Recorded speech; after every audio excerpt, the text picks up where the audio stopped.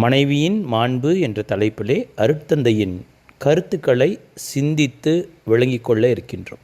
அன்பர்களே, மணவளக்கலை குடும்ப தம்பதியர்கள் சமீபத்தில் தான் மன்றத்தில் மனைவி நல வேட்பு நாள் விழா கலந்து கொண்டிருப்பாங்க. ஒரு சிறப்புமிக்க விழா. மணவளக்கலையில் இருக்கிற தம்பதியர்கள் அனைவருக்கும் திருமண நாள் வெவ்வேறாக இருக்கும். ஆயினும் அந்த மனைவி நல வேட்பு நாள் நம்ம எல்லாருக்குமே ஒரே நாள் ஒரு திருமண நாள் மாதிரி ஆயிடுச்சு. அந்த நாட்களில் அதில் கலந்து கொள்கிற தம்பதியர்களுக்கு ஒரு மகிழ்ச்சியும் சந்தோஷமும் மிக இயல்பாக மலரும். அது அந்த காந்த பரிமாற்ற தவத்துடைய மகிமை. இப்போது நம்ம அந்த மனைவி நல வேட்பு நாள் ஏன் உருவாச்சு அப்படிங்கிறது நம்ம எல்லாருக்குமே தெரியும்.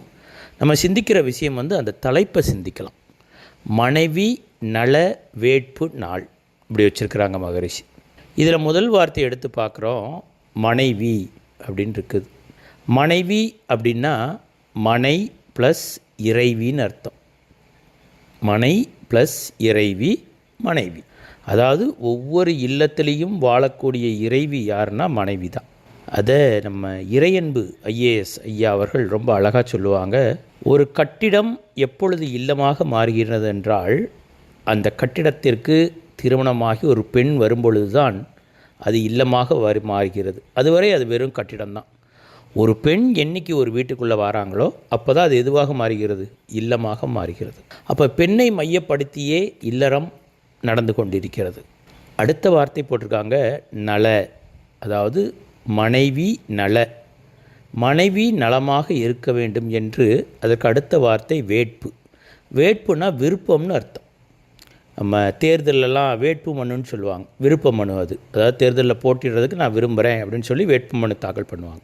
இப்போ மனைவி நல வேட்பு அப்படின்னா மனைவி நலமாக இருக்க வேண்டும் என்று விரும்புவதற்கு உண்டான ஒரு நாளாக இந்த விழாவை மகரிஷி உருவாக்கி வச்சுருக்கிறாங்க.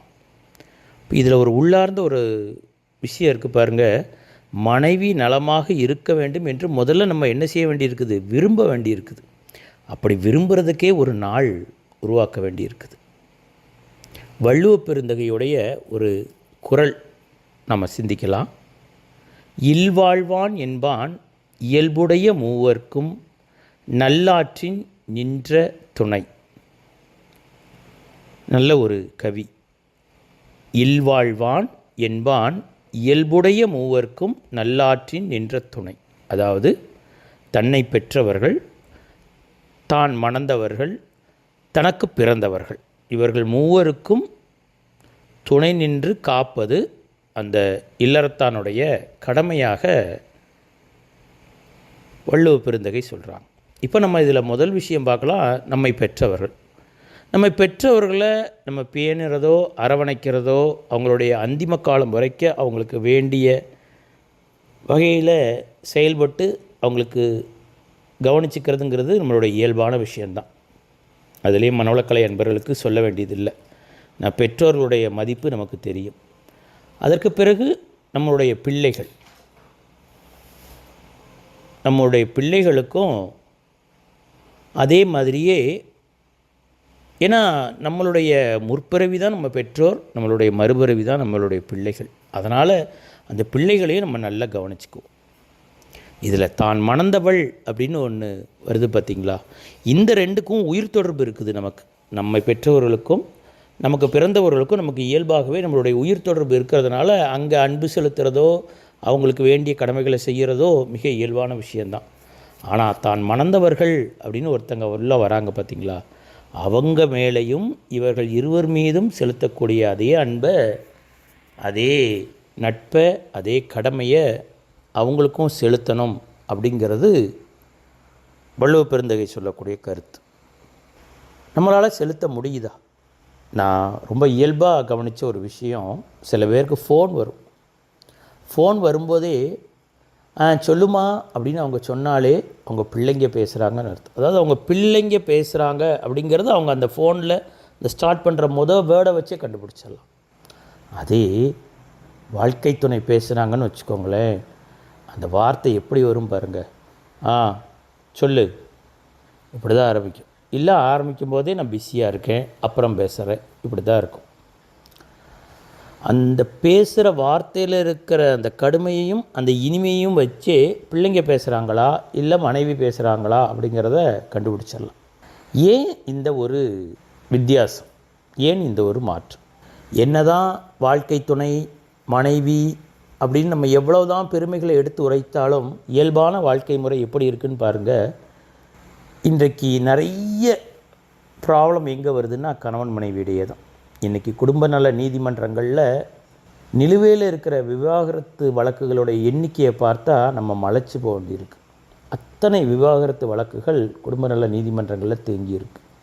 ஏன் இந்த கணவனுக்கும் மனைவிக்கும் இவ்வளவு கருத்து வேறுபாடு, ஒரு பொருந்தாத உறவு, பொருந்தாத உணர்வு? நம்ம ஒரு குடும்பத்தில் இருக்கிறோம், ஒரு பழக்க வழக்கத்தில் வாழ்கிறோம், ஒரு கலாச்சாரத்தில் இருக்கிறோம், ஒரு உணவு முறை இருக்குது. அதே மாதிரி அவங்க ஒரு குடும்பத்தில் வாழ்கிறாங்க, அவங்களுக்கும் ஒரு கலாச்சாரம், ஒரு உணவு முறை இருக்கும். அதில் இருந்துட்டு தான் அவங்க இந்த வீட்டுக்கு வராங்க. அதில் இருந்துட்டு இங்கே வரும்போதே அவங்க அது எல்லாத்தையும் திறந்துட்டு தான் வராங்க. அவங்க இங்கே வந்து இந்த வீட்டு கலாச்சாரம், இந்த வீட்டு பழக்க வழக்கம், இந்த வீட்டு உணவு முறை, இதை ஏற்று அவங்க தன்னை மாற்றிக்கொள்வதற்கு ஒரு சிறிய காலம் பிடிக்க தான் செய்யும். அது வரைக்கும் அவங்களுக்கு ஒரு கொழு கொம்பாக, ஒரு பக்கத்துணையாக யார் நிற்கணும்னா அவங்களுடைய கணவன் தான் நிற்கணும். கணவன் மனைவிக்குள்ள கருத்து வேறுபாடு வருங்கிறது இயல்பு. அது எல்லா இடத்துலையும் இயல்பானது தான். ஒரு இடத்துல 2 பேர் இருந்தாலே 2 வெவ்வேறு கருத்துக்கள் வந்துவிடும். இது மிக நீண்ட காலமாக கூடி இணைந்து வாழ வேண்டிய ஒரு உறவு முறை. ஆனால் கருத்து வேறுபாடு இயல்பானது, தவிர்க்கப்பட முடியாதது, ஏற்றுக்கொள்ள வேண்டியது.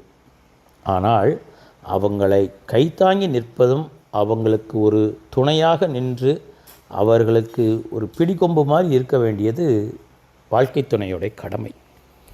அதை நம்ம மிக அவசியமாக உணர்ந்து கொள்ளணும். அப்படி அருட்தந்தைக்கு கிடைத்த ஒரு அற்புதமான வாழ்க்கை துணை தான் அருளன்னை லோகாம்பாள் அவர்கள். மகரிஷி சொல்லுவாங்க, யாரும் அவரவர் வாழ்க்கை துணையை நினைத்து வருந்த தேவையில்லை, அவரது அடிமனமே வாழ்க்கை துணையை தேர்வு செய்து கொள்கிறது அப்படிம்பாங்க. அருட்தந்தையுடைய இந்த வார்த்தைகள் மிகவும் நம்ம ஆழமாக சிந்தித்து தெரிஞ்சுக்கிட வேண்டியது.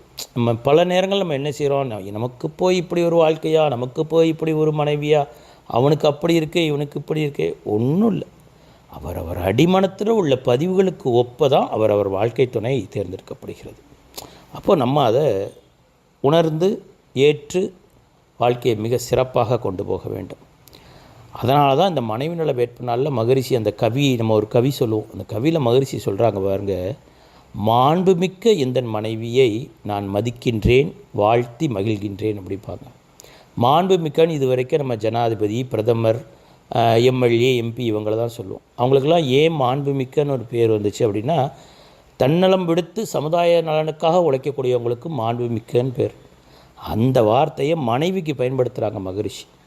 ஏன்னா அவங்க துறவி தானே, தன்னுடைய வீடு, தன்னுடைய எல்லாத்தையும் திறந்து தானே இங்கே வராங்க. பெற்றோரை, பிறந்தகத்தை, பிறந்த ஊரை விட்டு பிரிந்து வந்து பெருநோக்கில் கடமையற மாற்று. அதனால தான் மாண்புமிக்க இந்த மனைவியை நான் மதிக்கின்றேன் என்று சொன்னாங்க. இந்த கவியில் மகரிஷி பயன்படுத்தியிருக்கிற அந்த மாண்புமிக்கங்கிற வரி எனக்கு மிகவும் பிடித்தமான வரி. நல்லது, மன வாழ்க்கை, மகிழ்ச்சியான வாழ்க்கை, இறைவன் தேர்ந்தெடுத்து கொடுத்த வாழ்க்கை, சீர்பட செயல்படுவோம், இல்லறத்தில் இனிமையாய் வாழ்வோம் என்று கூறி இந்த சிந்தனையை நிறைவு செய்து கொள்கிறோம்.